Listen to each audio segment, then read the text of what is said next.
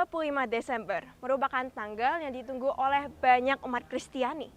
Kenapa? Karena pada tanggal ini, Yesus Kristus Juru Selamat kita telah lahir di dunia, atau biasanya kita menyebutnya dengan perayaan Natal.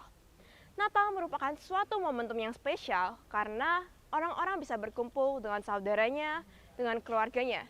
Dan bukan hanya itu, orang-orang bisa pergi ke gereja dengan suasana yang berbeda dibanding ibadah pada hari-hari biasanya. Namun dari semua ibadah itu dan kegiatan tersebut, Natal tidak akan lengkap tanpa adanya kisah kelahiran Yesus Kristus, di mana pada Natal yang sangat spesial ini, komunitas dari SMA Sede Semarang akan mengangkat kisah tersebut dalam suatu visualisasi. Buat kalian yang sudah nggak sabar dan penasaran, nonton yuk Ngopi kali ini. Saya Samantha Emily dan inilah Ngopi.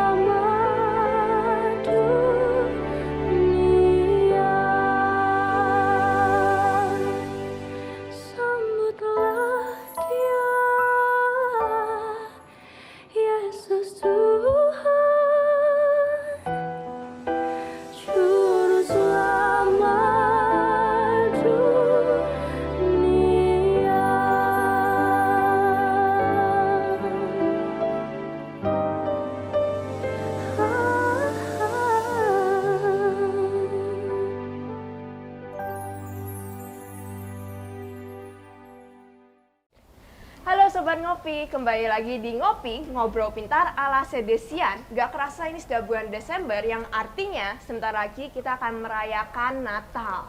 Natal biasanya identik dengan kelahiran Yesus Kristus. Dan pada Natal yang spesial ini, komunitas SMA Sede Semarang akan membuat visualisasi tentang kelahiran Yesus Kristus. Dan hari ini kita sudah kedatangan 3 bintang tamu spesial. Yang pertama ada...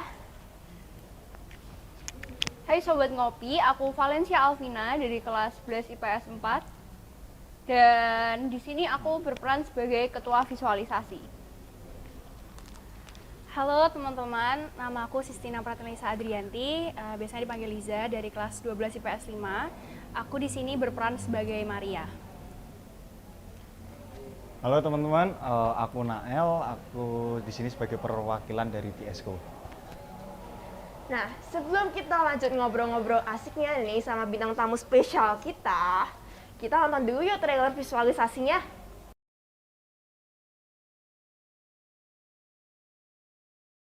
Kamu tahu kan kisah kelahiran juru selamat kita? Ya udah anak mama yang tersayang. Kamu mau nggak mama ceritain lagi? Iya, mau. Ya udah sekarang HP-nya ditaruh. Kamu ibu dulu. All seem to say Christmas is here, bringing the cheer to young and old.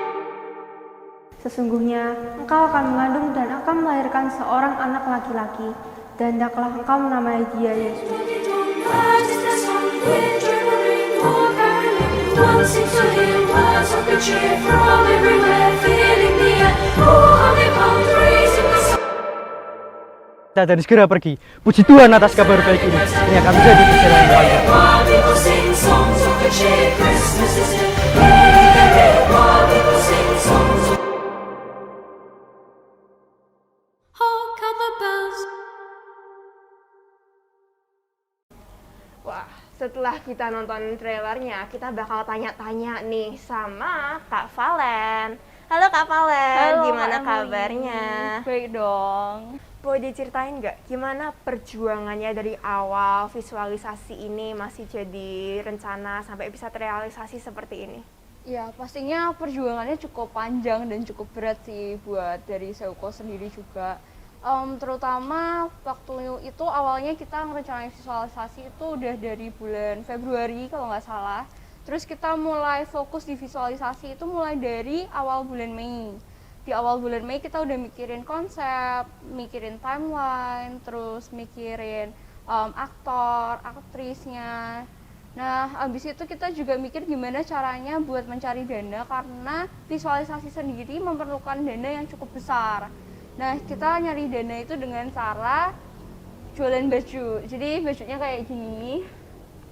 Nah, itu di bulan Juli dan September. Jadi ada 2 kali pre-order baju. Dan itu totalnya semua ada 5 desain gitu. Nah, terus perjuangannya lebih ke itu sih. Latihan-latihan, terus ada juga kendala di skrip, masih ada juga kendala di alumni sih awalnya, di aktor-aktornya sampai akhirnya harus ada pergantian atas saran dari Pak Bambang. Oke, hambatannya apa aja? Sama syuting mungkin atau dari awal sama perencanaan? Wah, hambatannya banyak banget sih. Banyak banget yang harus direvisi. Dari proposal juga mungkin banyak banget revisiannya. Terus dari skrip. Habis itu juga kita masih ada halangan sama pemain-pemainnya, atur jadwal, lebih ke situ sih halangannya, Kak. Oke, boleh dikasih tahu nggak aktor-aktor yang berperan besar di situ tuh siapa aja?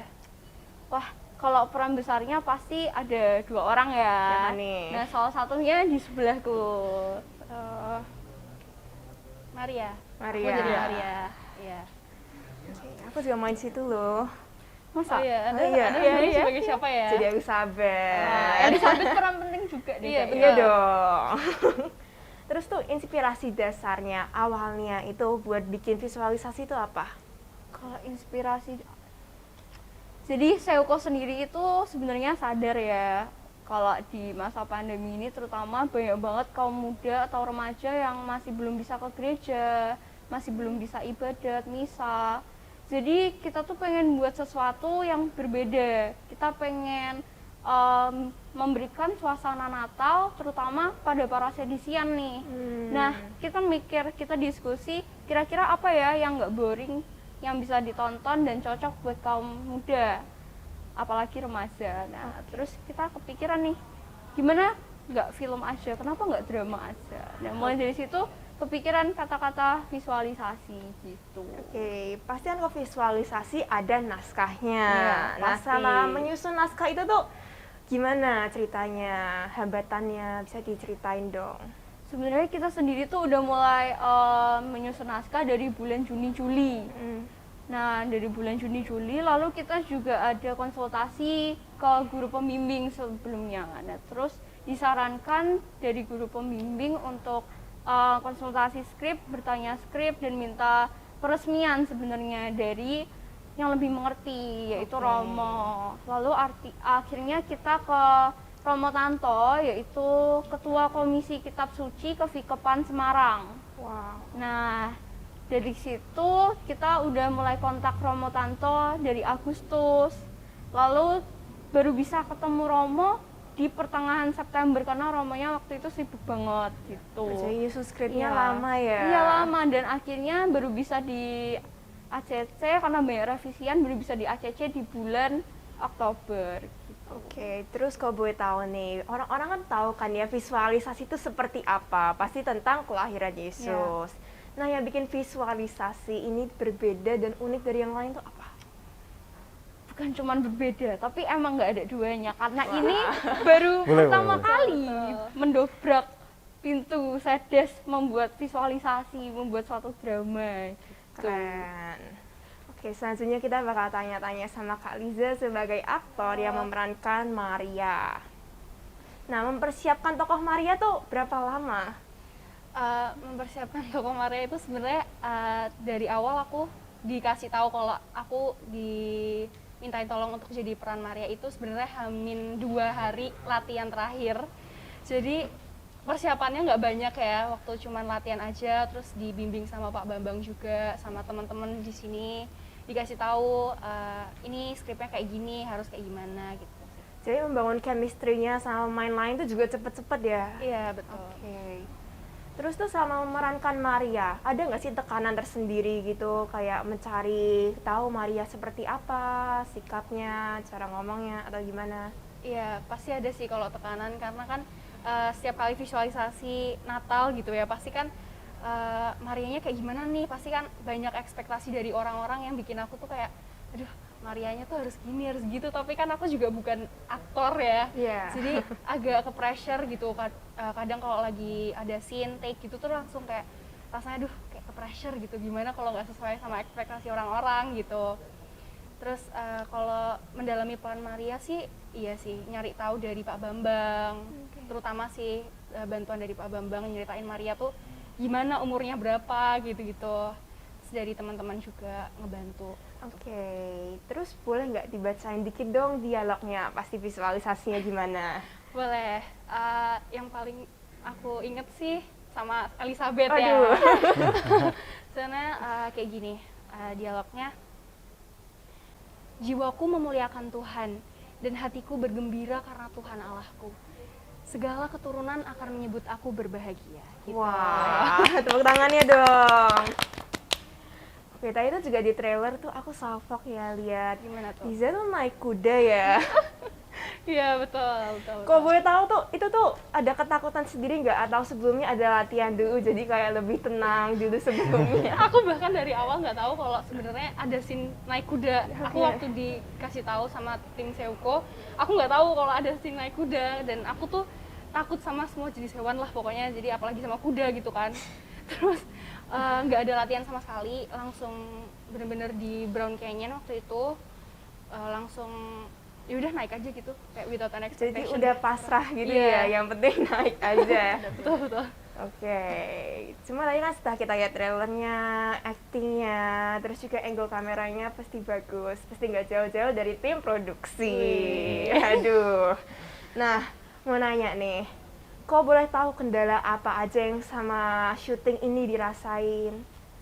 Kalau kendala sih, ya, paling yang di outdoor ya, outdoor tuh kayak Brown Canyon sama Kota Lama itu kan waktu itu hujannya nggak main-main juga waktu di Brown Canyon, lebat banget. Ini aku jelasin yang di Brown Canyon dulu ya. Oke. Yang Brown Canyon itu kan kita 3 kali take di sana. Iya. Take pertama itu nggak hujan waktu itu, tapi banyak suara-suara bising. Itu waktu itu karena Brown Canyon kan tempat kayak apa, ngambil tanah-tanah galian gitu kan. Nah, habis itu yang di hari kedua scene naik kuda. Scene naik kuda ini yang awalnya kuda yang kayak kita lihat biasa di pahlawan itu, yang kayak dokar gitu kan, di lepasin nih sama mas-masnya, jadi kayak kuda untuk pacuan itu kan. Nah habis itu Liza naik, habis itu hujan terus. Dia turun karena takut kan. Terus kalau nggak salah wajahnya bapaknya tuh kayak ketampol gitu. Maaf ya Pak. Nah, kalau dari sisi videografi itu kan yang awalnya kita pakai stabilizer yang udah kita synchronize dari rumah AV, karena rumah AV kan dekat dari Grand Canyon kan. Itu sampai kita lepas karena benar-benar keburu-buru, hujannya benar-benar deras banget. Terus masuk ke mobil, waktu itu ada yang bawa mobil. Tunggu sekitar hampir 1 jaman. Hujannya mendingan, masih hujan cuma mendingan. Kita paksain syuting, cuma kita nggak pakai stabilizer, jadi scene naik kuda itu kurang optimal sebenarnya. Oke. Karena kita nggak pakai stabilizer, karena kita harus synchronize lagi, itu butuh waktu yang lama. Take yang terakhir ketiga kalinya di Grand Canyon kan retake kita untuk ngulangin yang take di hari pertama di Grand Canyon. Akhirnya itu cepat, bagus, dan final resultnya ya dari situ. Oke. Terus kalau Kota Lama paling hujan. Kalau hujan tuh dari tim VSCO nutupin kayak pakai jas hujan atau jaket, nutupin kepala sama kameramennya. Udah sih, itu aja sih. Oke. Terus tuh solusi selain tadi pakai jas hujan itu tuh dalam hambatan-hambatan yang ada mungkin dalam kamera atau mungkin peralatan yang lain itu apa lagi? Oh iya, kalau di Kota Lama kan kita jadinya dubbing. Oke. Dubbing itu karena waktu itu bener-bener berisik, sedangkan Kota Lama ini kan tempat umum. Iya, ramai. Nah, tempat umum jadi suara motor, suara ada mbak-mbak yang habis wisuda itu kan, foto di sana. Ya, kita mau nggak mau kita harus dubbing, meskipun kurang optimal jadinya, tapi kita udah berusaha semaksimal mungkin sih. Oke, pengalaman paling berkesan, ceritain dong. Kaget sih, sejujurnya kaget karena bulan Mei kalau nggak salah kan tim Sewko ngabarin anggota VSCO kalau ada project. Ya aku pikir projectnya kayak waktu itu pernah buat film biasa, short movie, kayak effortnya biasa aja lah. Tapi ternyata ini bener-bener beda, yang awalnya biasa kalau short movie dananya emang nggak terlalu banyak, rata-rata juga pengeluarannya paling bawah 1 juta lah. Ini sampai harus buat proposal ke sekolah, dan sekolah bener-bener biayain semua itu. Kayak suatu hal baru yang VSCO alamin. Itu sih. Nah, sekarang ini pertanyaan buat semuanya ya. Kalian punya nggak pesan terkhusus gitu untuk para penonton visualisasi yang ada di rumah? Itu mulai dari Valen mungkin bisa? Oke, kalau dari aku mungkin singkat aja ya. Kami dari Sewko, VSCO, dan juga pemeran-pemeran visualisasi sudah berusaha sebaik mungkin, se-effort mungkin. Jadi mungkin bisa ditonton dengan baik, bisa dihargain juga perjuangan kita semua. Terus semoga dapat menjadi inspirasi dan juga motivasi buat teman-teman, terutama sedesian semuanya. Liza? Kalau aku pesannya kurang lebih sama kayak Valen. Semoga bisa diterima sama semua sedesian, sama Bapak Ibu Guru juga. Semoga visualisasi ini bisa jadi inspirasi untuk kita semua sih. Kalau aku sih, kalau teman-teman punya saran yang lebih baik untuk segi videografi, nanti kalau filmnya udah rilis bisa tulis aja di kolom komentar apa yang harus kita perbaiki, dari contoh kayak angle-nya kurang gimana, color grading atau suara dan sebagainya, tulis aja di kolom komentar, karena kita juga butuh masukan untuk supaya dapat memperbaiki lah VSCO ke depannya supaya jauh lebih baik. Itu aja sih. Jadi makin gak sabar nih nunggu visualisasinya.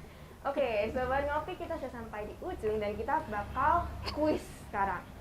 Pertanyaannya, setelah tadi kita ngobrol-ngobrol nih, pertanyaan untuk kuis dalam episode kali ini, saya, Emily, di visualisasi akan memerankan tokoh siapa nih? Sobat Ngopi dapat langsung menjawabnya di kolom komentar. Bagi Sobat Ngopi yang beruntung akan mendapatkan voucher GoPay atau OVO untuk 1 orang. Dan mungkin sebelum saya closing nih, bisa nih ngasih ajakan buat teman-teman buat nonton visualisasinya. Boleh. Jangan lupa saksikan visualisasi Natal 2021 La Nascita del Salvatore tanggal 24 Desember 2021 di YouTube SMA Sede Sapiense. Iya, tepuk tangan dulu. Dari ngopi kali ini kita dapat mengambil kesimpulan bahwa visualisasi yang dibuat oleh Seuko dan juga VSCO sudah melakukan effort semaksimal mungkin dengan segala peralatan, latihan, dan juga skrip yang sudah disusun selama berbulan-bulan dengan segala konsultasi yang ada. Sehingga sahabat ngopi yang di rumah jangan lupa ya nonton visualisasi yang akan rilis pada tanggal 24 Desember. Jangan lupa ya sahabat ngopi. Sampai bertemu lagi di ngopi episode selanjutnya, ngobrol pintar ala Sedesian. Dadah!